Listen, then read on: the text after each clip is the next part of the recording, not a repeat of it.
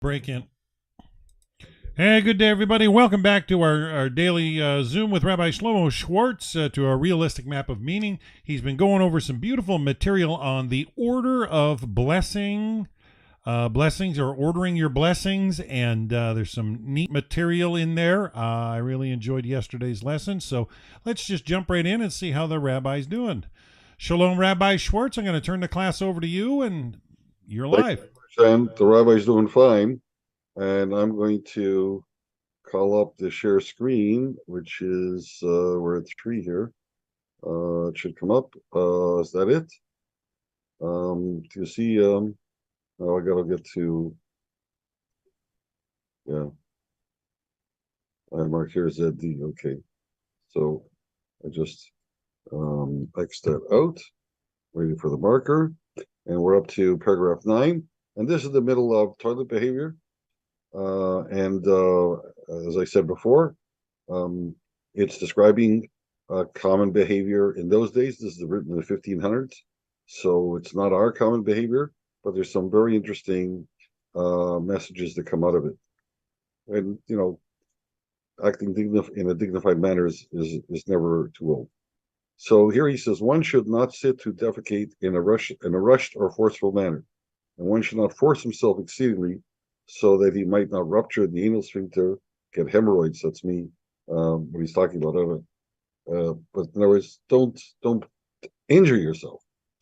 So my comment is these statements seem to comprise medical advice, which makes their inclusion surprising, since this is not a medical text.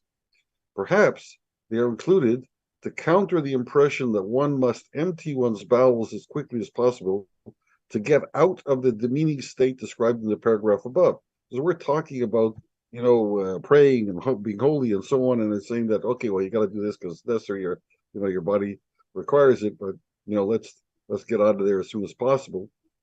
You're asking angels to wait for you if you remember how we started, so you might think that you should rush through. Don't press it. It teaches us that the quest for dignity is not served by extremism. The next paragraph says, one should not wipe with the right hand. This is another instance of honoring the right side to emulate Hashem, who has honored it. I have a whole little 5 minute, I think it's like a 5 minute video on the right hand, on using the right hand. It's quite quite generic. I'm not going to do the whole thing now. Maybe we'll play it next time. Um, it's on my, if you go to my, I guess my email address and look up my YouTube channel on that. There's one about the right foot or the right hand. There's a lot of times we do that because the idea is that since most people in the world, no matter where you live, most people are right-handed.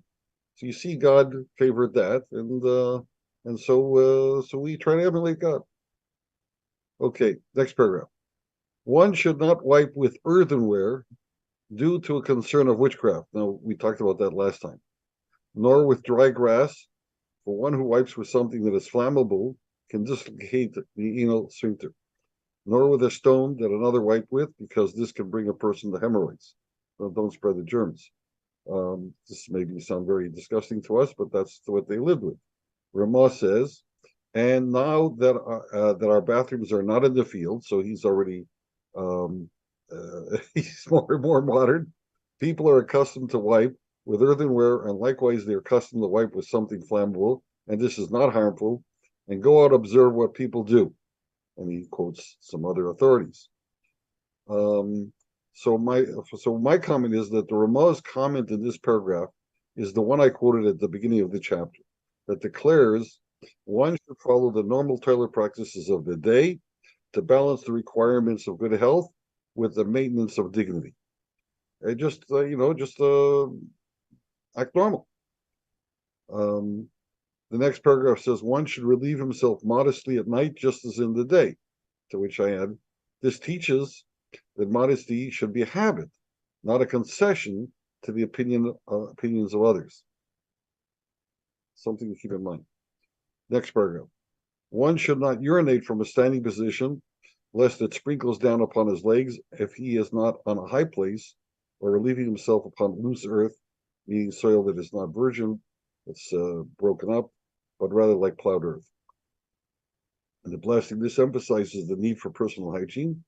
Have your own waste on your clothing. At the time this was composed, personal hygiene was not as prevalent in general society as it is today. This paragraph also implies that sitting to urinate was not uncommon, presumably because of the robes that people wore. See paragraphs 5 and 7 above. Next paragraph. Unless he's married, one should take care not to grasp the organ from the corona downwards and urinate, lest he bring forth seed in vain. However, it is a pious practice to take such care even if one is married.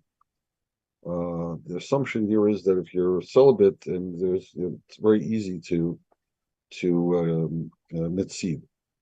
The blessing is, in light of today's acceptance of sexual permissiveness, the concern expressed here may seem quaint and even extreme. However, it is predicated on the notion that life is so supremely sacred that even the potential for life should not be wasted. Now that we have abandoned such notions, it may not be surprising that we have slid downhill so far as to allow abortions of viable fetuses in the third trimester and the legalization and promotion of assisted suicide.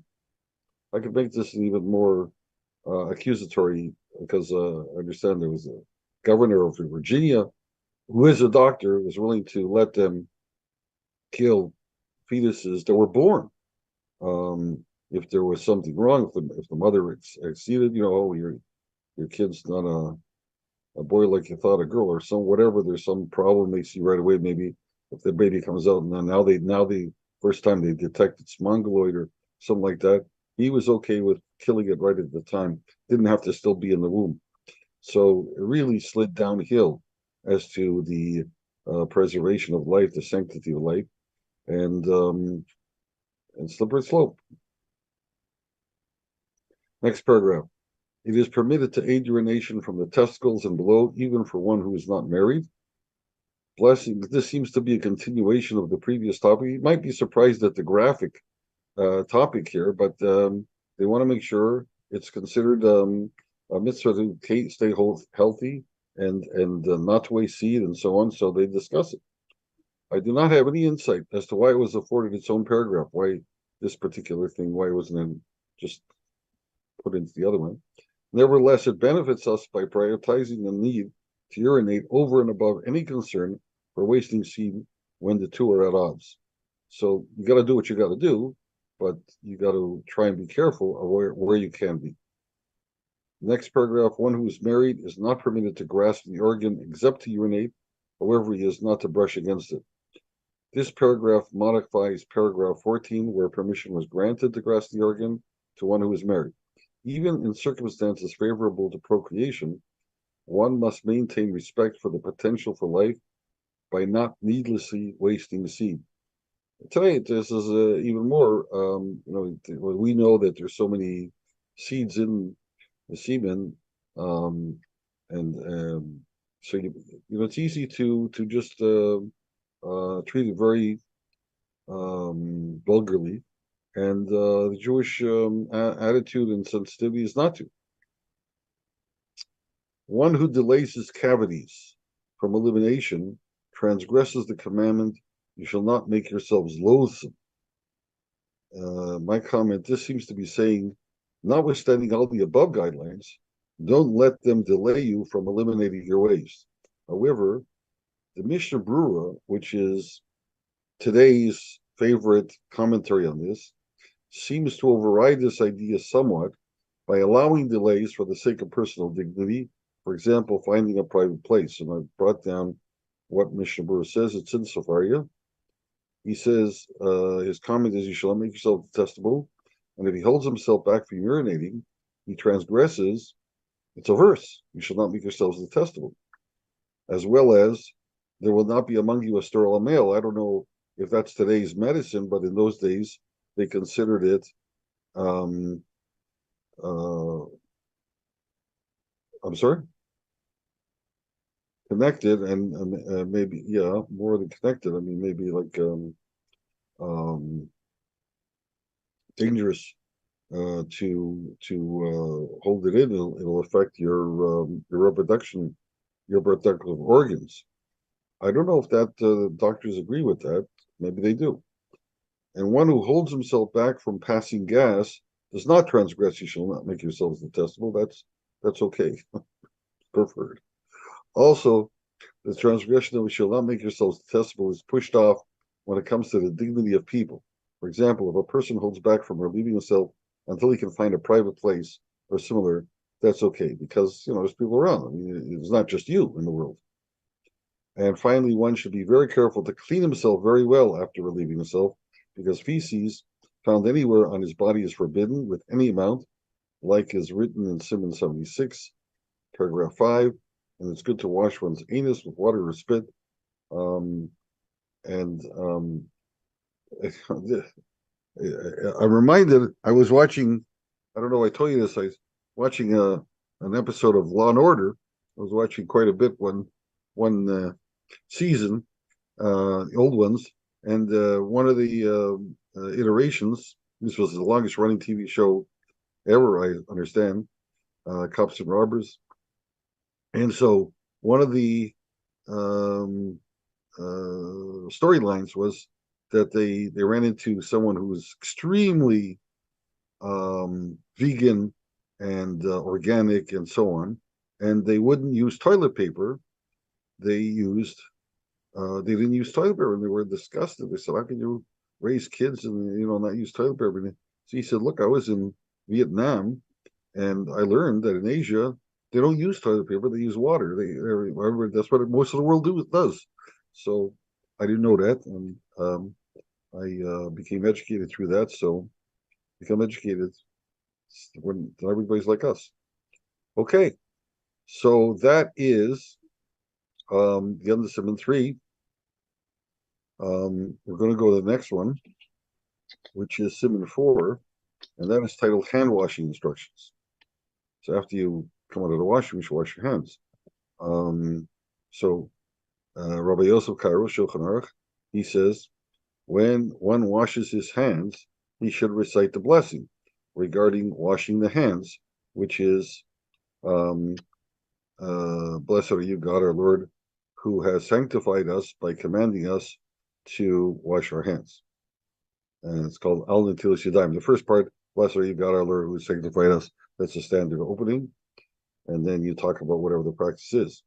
To this, the Ramah, Rabbi Moshe Isserlis, adds, and some also say, he who formed, Asher Yotzer, which is a paragraph long, and it's a blessing, thanking God for, or acknowledging that God has, given us various orifices through which to eat and to eliminate the waste and so on. And so he says, you should also say this, even if he did not relieve himself. And this is our practice. This is another authority, Abu Dharam. Water that is invalid to use for a meal, and that's going to be a whole discussion in chapter 160, and the washing for a meal is considered more mandatory than just coming out of the washroom. So that water that is invalid for a meal is permitted to use for washing one's hands for prayers. However, some say that one should not recite the blessing on this kind of water. So if that's the only water you have, I guess he's saying that okay, use it, but don't make a blessing afterwards. So the comment is, this continues the chronology of morning activity leading up to prayer. In Simon 1, Rabbi Karo, the author, started with the act of awakening to God's service and went on to describe various relevant liturgies that one might recite as the morning progressed. Simon 2 returned to the stage immediately following waking up, namely getting dressed, and went on to comment on related issues, such as removing one's shoes later in the day. Simon 3 returned to the next stage of morning activity, namely going to the toilet, and went on to describe other related issues, such as ad hoc toiletry.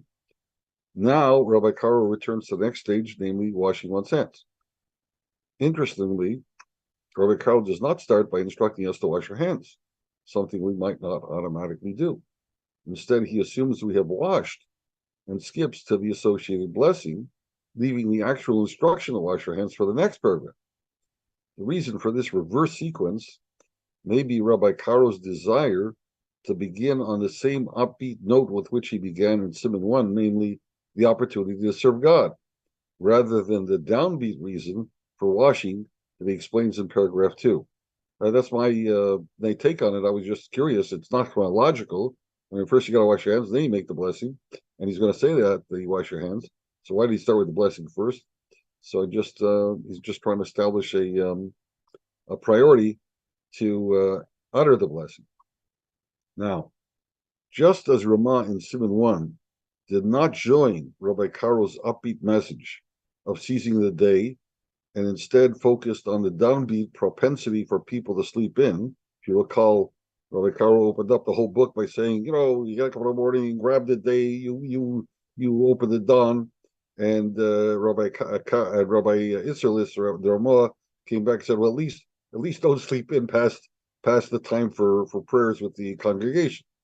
So two quite different descriptions of people.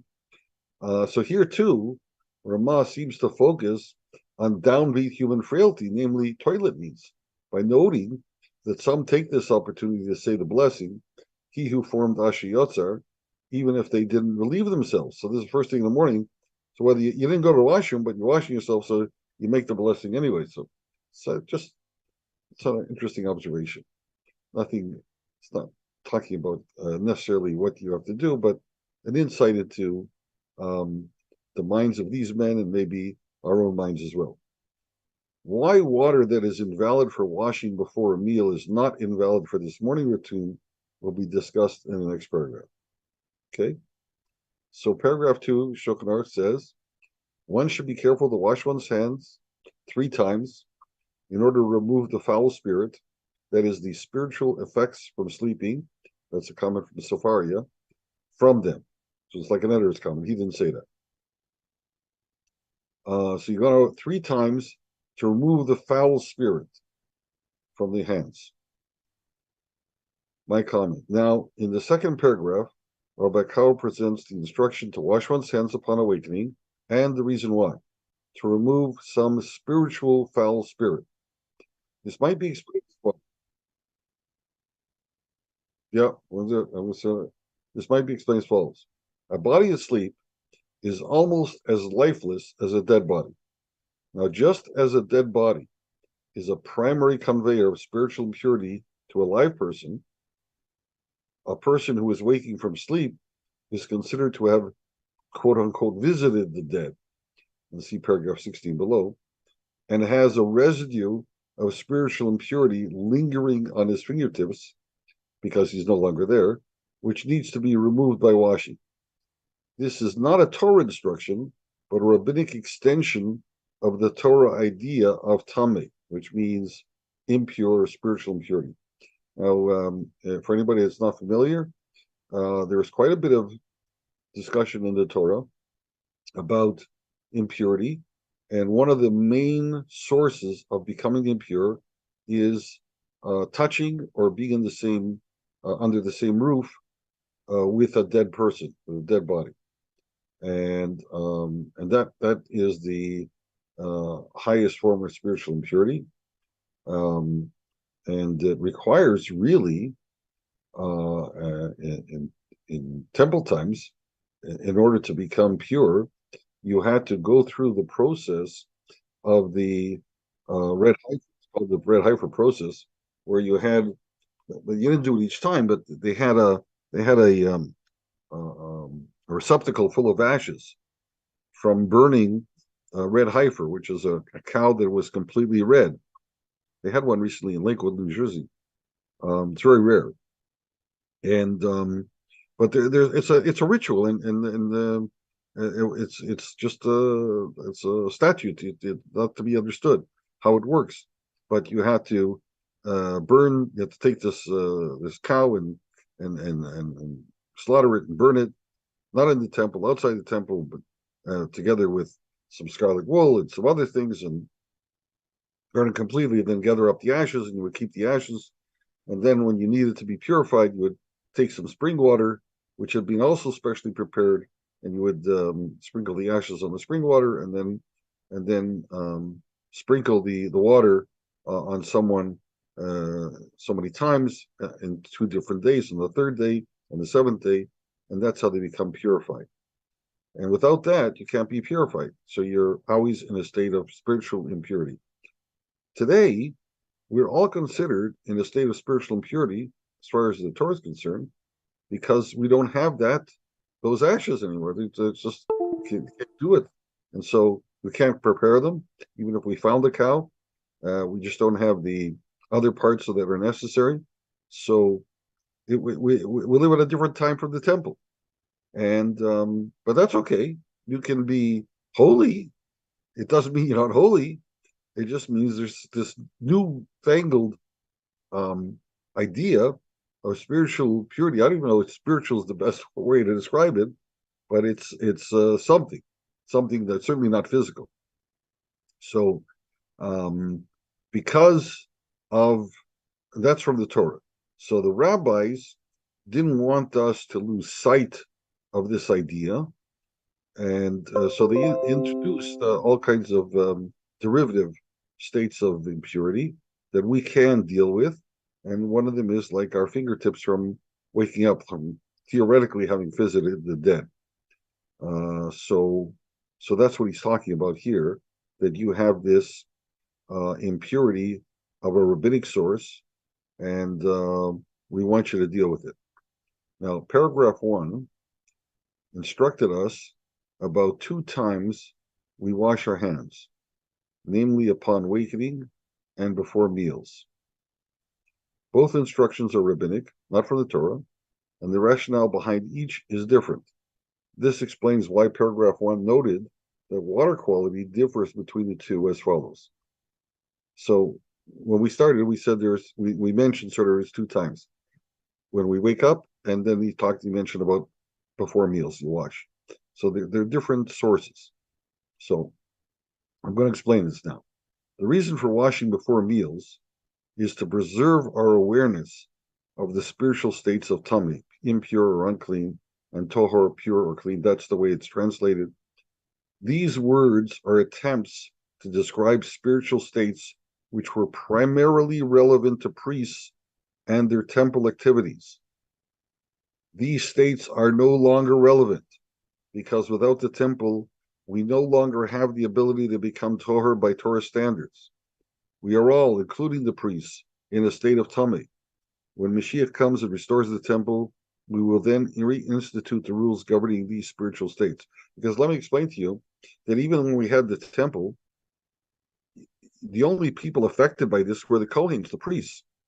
And how were they affected is, well, one, they couldn't work in the temple when they were in that state, so they had to get out of that state. And two, they couldn't eat the holy food that was allocated to them from the rest of the citizenry. Anybody that was a farmer, that grew things on land in Israel, has to give a first tithe to the priests, and that tithe, there's another tithe they have to give too, actually 2 more tithes, but the first tithe assumes a holy status. Only the priests can eat it, and they have to eat it in a spiritual state of purity, and the food has to be in a spiritual state of purity. In other words, there is a way for the food to become impure spiritually, and then it can never be rectified. They have to burn it. They have to bury it. There's no remedy for it.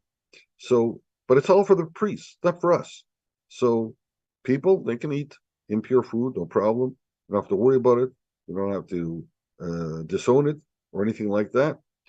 They can't eat the pure food because only the priests were allowed to eat the portion that was allocated to them. It was only for them, not even the Levites, which were part of the same tribe. They weren't allowed to eat it either. So only the priests and their family.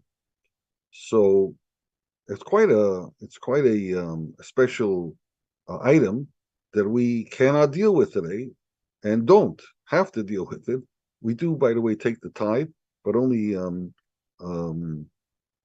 symbolically, because it doesn't say how much you have to take. So today, since you can't use it, so we just take a small amount and we sort of bury it in in a dignified manner. Uh, um, that's only for food that's grown in Israel. So wouldn't there be an oversupply of food for the priests then, with all the tithe? For it as best we can, but it's really not an effect in our daily living.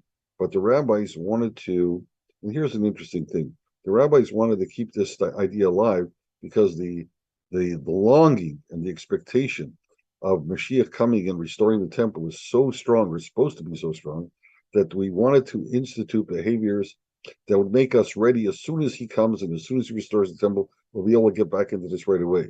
You can imagine if we never had any rules like this, people would be like walking around, what the heck you talking about? They don't know. You're introducing a whole new thing. It's like, Binkelsick.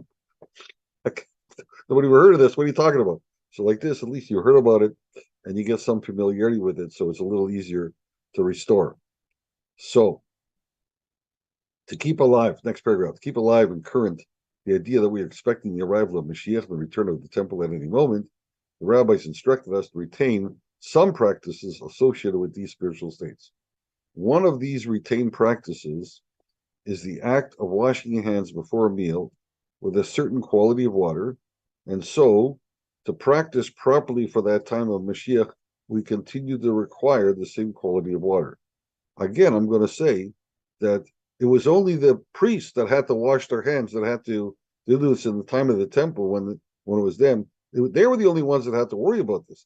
But just to keep the idea alive, all of the nation agreed to undertake this practice so that we keep the day alive before everybody. The reason for washing upon awakening is, as mentioned above, to remove the residue of spiritual impurity lingering on the fingertips from having visited the dead. By the way, the dead is one way that the tithe that we gave to the priest that could become impure is to come in contact with a dead body. That was one of the things. But here we were sort of symbolically or theoretically visited the dead, so we've got this spiritual impurity on our fingertips.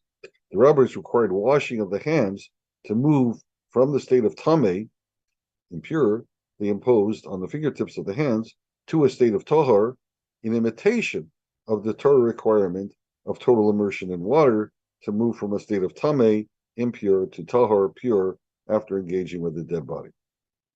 And then, of course, there was also the ashes of the red heifer. There was two steps, actually. That you had to get sprinkled by the ashes of red heifer, and then you had to go to a gathering of water, a ritual bath, and immerse yourself completely, and that was the last step.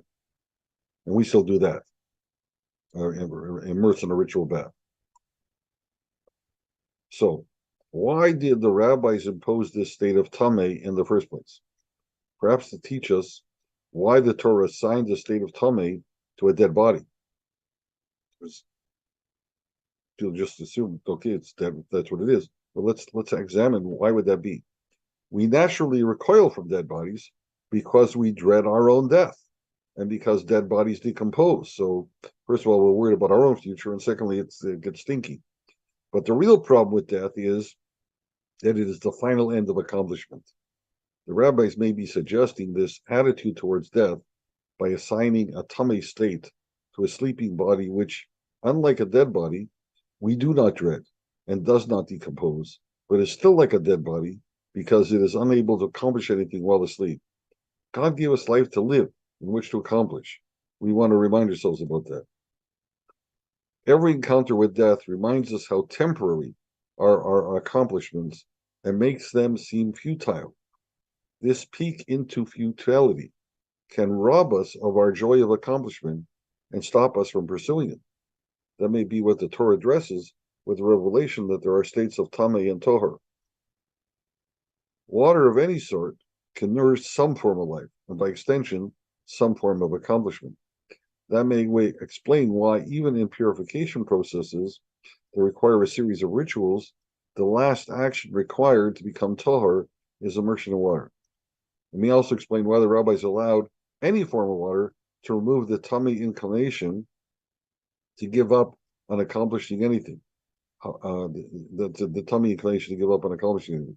However, the water for washing for a meal is meant to remind us of the elevated state we expect when Mashiach arrives.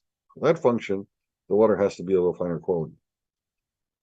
Furthermore, the above may also help explain the need to wash 3 times to remove the foul spirit of the morning, although 3 times is not necessary when washing for a meal.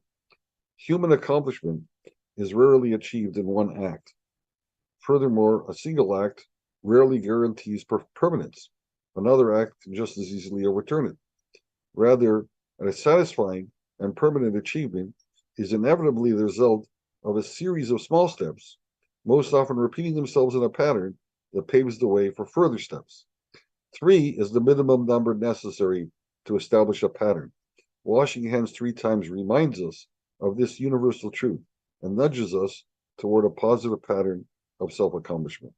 That's my take on it. And I think with that, we are out of time. I will put my mark for this here. There you go. So, any questions, comments? So I think Ronald had one. Go ahead, Rabbi. the proper way to relieve oneself would be to sit down. Is that correct? No, he said you could urinate, and standing, but don't splash on you. Okay, I got that. All right. Thank you. Anything else? Yeah, my question was with the tithing for the priests, wouldn't they end up with an oversupply, an abundance of food with everybody tithing? Seeing they're the only ones who are allowed to eat it? Yeah. No, because it was only what people gave was 2%. So, so you're retaining like 90% of your food, right? And so you got 90% now. And there's depends how many Kohanim we got, I guess. And also how many people are farming. A lot of people, well, I guess there's the whole country. And so if they had too much, I have no show what this is a new question. I've never had this question. So I don't know if they ever had too much. So maybe they could come back because the Torah never said you have to give 2%. The rabbi suggested 2%. But some people give 1%, some give 3%, 4%, so it depends on the situation. But the Kohanim, the fact of the matter is that the Kohanim became very wealthy because they were the recipients of a lot of gifts. But they couldn't use this special food for other people. So that took care of their personal needs, and I guess everything else could be used for other things. Yeah, that's why I asked the question, because they were the only ones allowed to eat it. That's right. I thought there could be an abundancy with, like I say, the whole nation giving that tithe. Yeah, that's what I was thinking. They could resell it and that would finance themselves. But when you said they were allowed to eat it, I think they could feed it to their animals because it was like for the whole household. As long as it was something they owned, they could feed it. It was like themselves. So, good question. I'll try and check that out. Grace, anything? Rabbi, is it okay to wash your hands even though it's not pertaining about eating the bread? Yeah. Like anything for the sake of eating, you just wash your hands, or Sure. They're just saying here's the minimum you should do, and when you do that for a particular reason, there's going to be a blessing associated with it. So we'll get into that blessing, but right now we're just introducing the whole idea. Good question. Yeah. Thank you. Yeah. Thank you. Excellent. Thanks, Okay. Grace. It's so nice to have Thanks, you here, Dad. and Robbie as well, along with our friend Ronald down in Australia. Everybody should have good news in their lives and good fortune. Yeah. Yeah, Shabbat brighter Shalom in days. advance, Rabbi. Right, it's Thursday, so next time we'll see you is Sunday evening.